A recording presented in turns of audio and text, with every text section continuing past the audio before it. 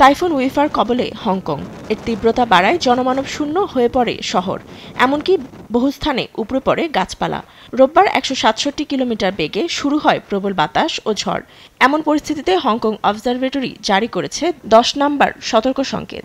এতে বলা হয় টাইফুন দেশটির দক্ষিণে ৫০ কিলোমিটার দূরে অবস্থান করবে। ঝড়ো হওয়ার কারণে বাতিল হয়ে যায় ২০০ ফ্লাইট। টাইফুন উইফায় বিপর্যস্ত ভিয়েতনামের উত্তরে হালংবে উপসাগর। স্থানীয় সময় দুপুর ২টায় দক্ষিণ চীন সাগর পেরিয়ে অগ্রসর হয় দেশটির দিকে।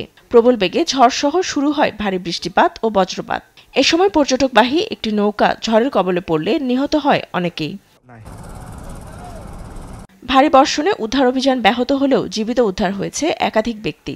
দুর্ঘটনার কবলে পড়া বেশিরভাগই ছিলেন রাজধানী হানয় থেকে আসা ভিয়েতনামি পরিবার। আপনজন হারিয়ে হাসপাতালে দিশেহারা এই নারী। আমার ছেলে, স্বামী ও আমার বন্ধুর পুরো পরিবারের সঙ্গে যোগাযোগ বিচ্ছিন্ন হয়ে গেছে। তাদের বেঁচে থাকার সম্ভাবনা খুবই কম। আমি অনুরোধ করছি উদ্ধার অভিযান আরো বাড়িয়ে দিন, দয়া করে তাদের বাঁচান। ঘূর্ণিঝড় চীনের দক্ষিণাঞ্চলে হাইনান ও গুয়াংডং প্রদেশে আঘাত হানে। এতে তীব্র বাতাস ও বন্যা দেখা দেয় অঞ্চলে। জলাবদ্ধ হয়ে পড়ে শহরের রাস্তাঘাট।